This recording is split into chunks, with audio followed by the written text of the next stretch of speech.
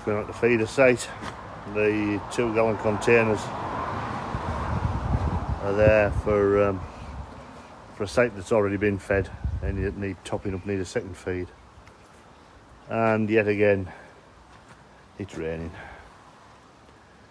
Never ending rain. The barrows, just in case I need to barrow some of this feed on the sites now it's become so wet. This framework here, that's just somewhere to slot the queen excluders on into. Queen excluders still on some of the hives, check them off and just prop them in that gap there. Saves anything sliding forward and damaging them. Well, that's the idea anyway. I've just come to feed these. It's a new site. This replaces the flooded one, the one that was badly flooded all last year. And I think I might have got this wrong actually. I've just gone along and taken all the lids off, all the hive roofers off. And when I do that, hopefully the bees go back down into the brood box. I can just stick an upturned feeder on them. There's an odd one still has a queen excluder on. They'll be the ones that had a lot of honey stuck in the brace comb. I left the excluder with them. The sites where I use the standoff method, they'll all have the excluders with them. This is one where I did clear them the traditional way. But yeah, it's fairly mild, but wet again. And my idea of them going back down's kind of not working. That's a dead end there. Take that away. So yeah, best laid plans and all that. So anyway, get these few excluders off, get some feeders on. This colony here at the end is very, very powerful, very strong. The wet on the crown boards, because when I took the travelling screen off when I dropped them off, and the bees, there was just a mass of bees on top of the crown board. So I just put the hive lid back on skew with, rather than shutting it down and crushing bees. It was so powerful. So yeah, 24 on it, well 23, because there's a dead end to take away. So, we'll see how we get on with this site. There certainly shouldn't be the flooding issues. I actually was going to put them the other side of this ditch, like a dry gutter there. Might not be dry forever, like, but that ground, you can see where I trimmed. And it was only when I looked up and realised this ground's 2 or 3 foot higher that I thought, no, get them up on the higher ground. Yon side would have been better in some ways, more out of view of the public. There's a footpath over there, but it's a compromise again, isn't it? What do you do?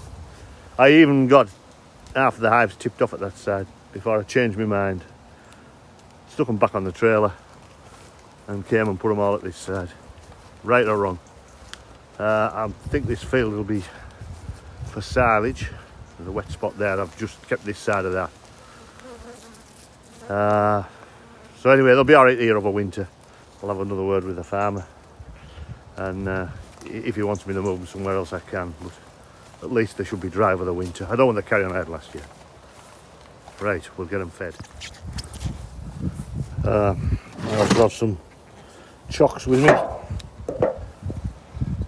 Just a good opportunity to level up some of them that are on a bit of a lane. This one here is bad.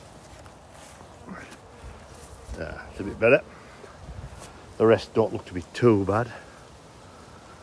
One there leaning back a bit.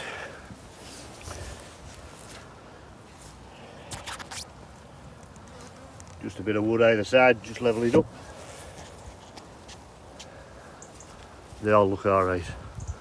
Right, we'll get some feed on.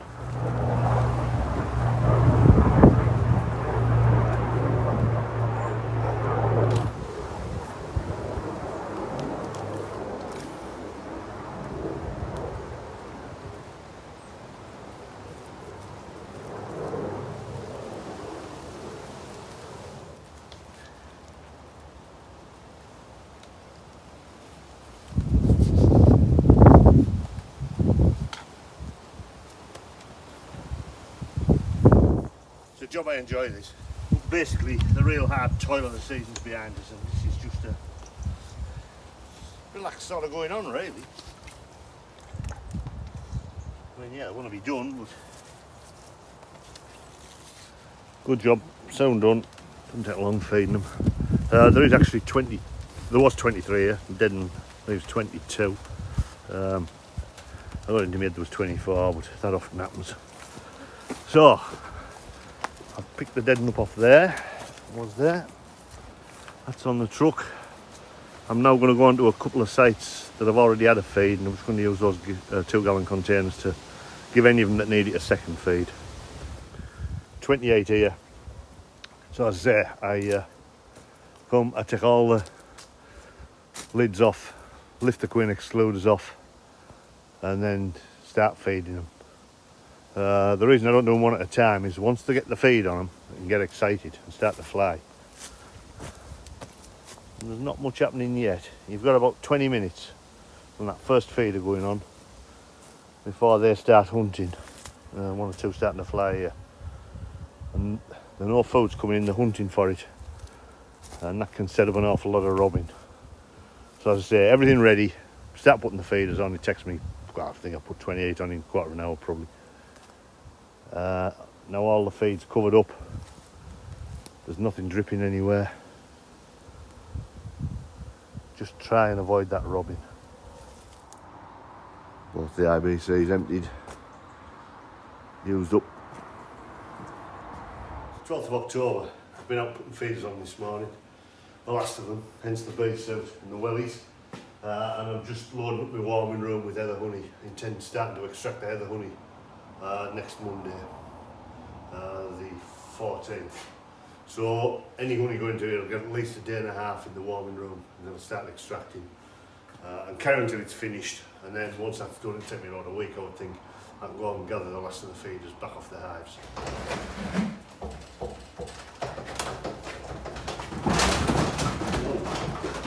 I should have got a strap on before I did that really. Not be about, that's concerning me.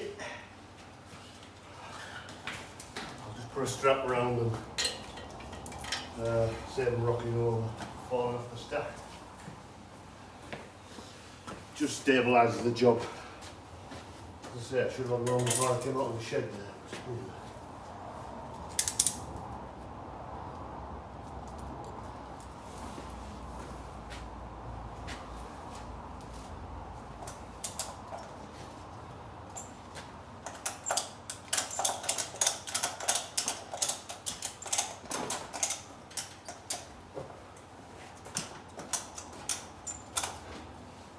Just keeps it all a bit more stable. In my warming room, I get 2 pallets crossways, those back 2. And because there's only just enough room in this warming room, the next 2 going the other way, lengthways. So it's a bit of a mess on this. I'm going to pull this far enough forward to shut the extractor room door. Not the best laid out really. No.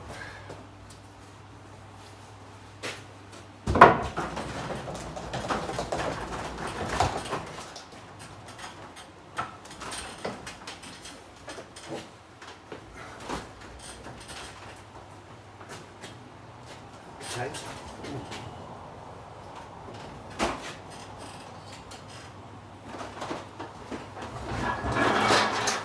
Then got a ticket on each one saying the day and date when they went in, Saturday the 12th of the 10th.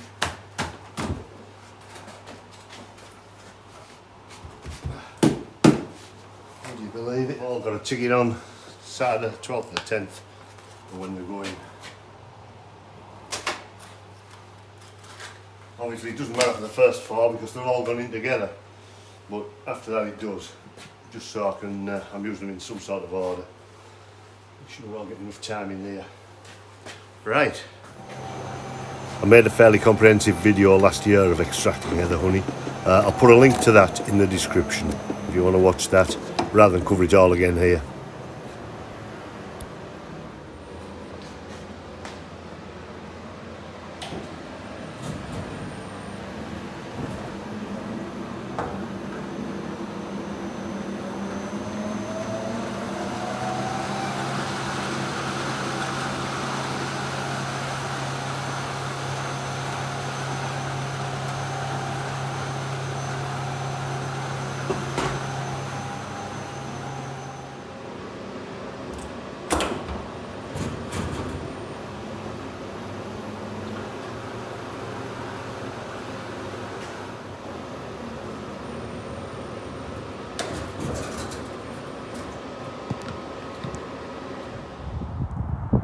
brave souls continuing to grow oilseed rape. There is some flea beetle damage. Some of the leaves are getting a bit of a gnarl in there, but it looks quite good, it looks quite healthy. So hopefully that's grown past the problem. October the 23rd. We'll just see how it comes on over the winter. Some pigeons just lifted there. Another problem for this rape. Anyway, we'll see. The aftermath of Storm Ashley. There was 4 feeders left on here. How on earth they have remained in place? I mean, they're fairly sheltered against that hedge, but they're actually facing south there. And the westerly wind's blowing at them, and all the lids have stayed in place, bar that one there.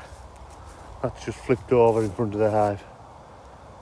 So yeah, so just these 4 feeders to take off, and I'll while I'm here I'll put a stone on top of each lid, and it'll be okay for a while. Then back to put mouse guards on another week or 2, and then the next visit after that will be to vape them with oxalic acid. Yeah, amazing how them lids have stayed in place. Feeders off, them 4, and they've all got stoned up. That's better. The winter storms begin. There's a thing we don't see too often in the north of England, European hornet queen. She's a beauty. I actually stand to be corrected here. It's a European hornet. Whether it's a queen or a worker, I'm honestly not sure. I've never seen very many of them, ever. And whether it's a nest just about to disband, or whether they are queen hornets prior to them going into hibernation, I don't know. There was 3 or 4 of them at this site. Quite a novel site round where I am. In there. What a size of a thing. Common enough, I think, in the south of England, but fairly rare around here. She's away. There's one there just flying around me now. God, they are big things. European hornets, I can tolerate them.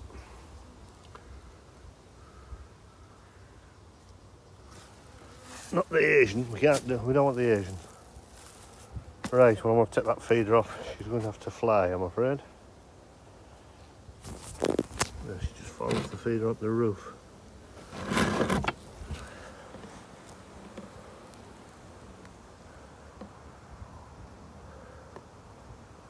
She's a menacing looking thing. Big old mandibles on the front there going. Wow.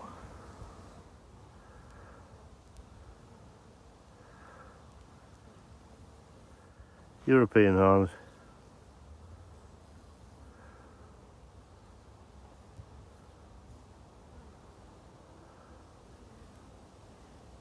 Preparing for flight, I think. Right, I better get on. Oh, that's it, she's away. It's a real relief after 8 or 9 days in the honey shed to get away from that heat and get back outside among the bees. This site survived Storm Ashley. Okay, no damage at all, no lids blown off. I did leave them with 3 feeders on. Three had the 3rd feed. There you can just see the lids lifted above. So I'm just here to take them off and put a brick on top of each hive. And I'll come back in a couple of weeks and put a mouse guard on them. But yeah, just a relief to be back outside, out of that heat. This one with a brick like that, chances are there's a problem. Can't remember what it was, but it's there for a reason. Yeah. Big drone layer of queens. I'll gather that one up and take it away. This was that late moved site. And they were late in getting fed. This is the 2nd feed. I'll give them all a second feed, they all needed this. And Storm Ashley's done a bit of damage here, blown a few feeders off. One gone off there's over there. There's a feeder. Oh, it's that one, come off that one. So 3 lids off, 2 of the feeders have gone as well. But no serious damage, they'll be alright. So right, rest of the feeders off, bricks on. And then they're storm proof, hopefully. They'll be right. As I say, the strength of that wind at the weekend, I'm surprised there hasn't been more damage done really. But I couldn't come to them straight away because I was extracting nether honey, and it cost a fortune to keep those sheds warm while I'm doing it. So yeah, I just had to delay this. The important thing really was to finish the heather honey while I'm putting heat into my warming room and my extracting shed. Get it done, then the heaters are turned off and I can come back and sort this lot out. And it is a relief to be out of that shed, it really is. Grand to be back among them. These were all very light when they moved back here. They've all had a second feed and I'm now just hefting them and seeing if any of them need a third.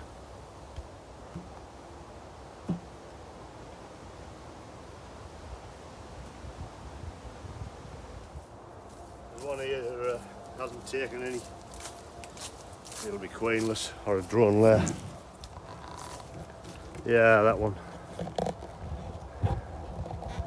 They're just very light. And haven't touched that feed, so yeah, I think they've had it. Anyway, give them a chance, there's not a lot I can do about it really.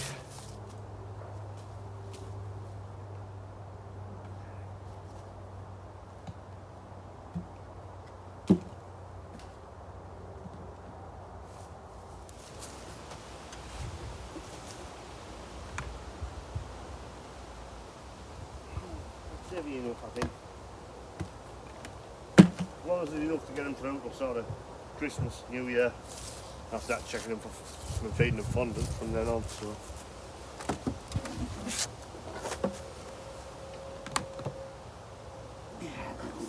yeah, fine.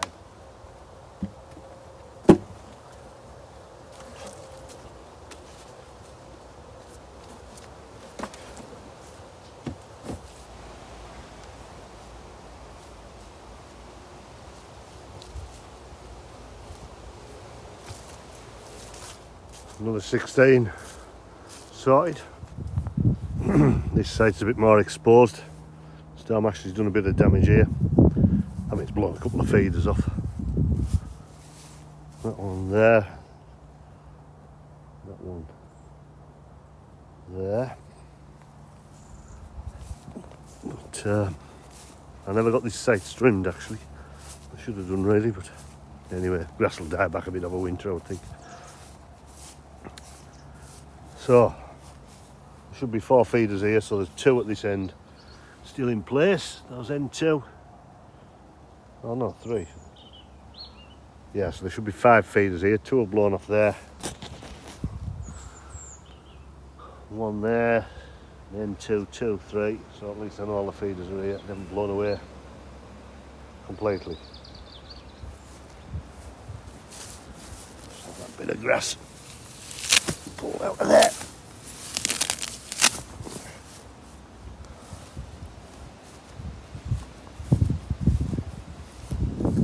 Odd lid got disturbed here. There. Another one off here, but something rather worse, I'm afraid. Yeah. Oh dear. It just keeps on happening, doesn't it? Yeah, that's come down. Moved that hive there. First I thought it was going to be a chainsaw job, but when I looked closely at it, it had been dead some time. A lot of those branches were quite brittle, and so I hoped to be able to snap enough off to be able to then move the bulk of it out the way. If I'd put on that side as I was going to, that would have been alright. Never mind. Overall it wasn't too bad to deal with really, just a bit at a time. Every bit of snap off's one less snagging point. Some bits took a bit more snapping off than others. Some bad language here, so I've voiced it over. Can I do that?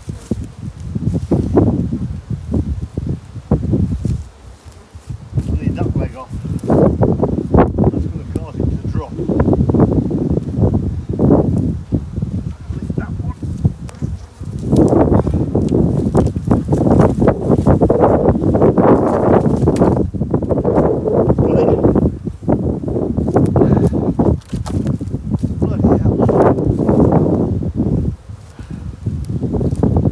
Never stops. Anyway, I've got it clear. This is my new site. This is what replaced the flooded site. A bit open really. I'll give them a winter here, we'll see how we get on. I brought some bricks with me, got them bricked up as well. Another job done.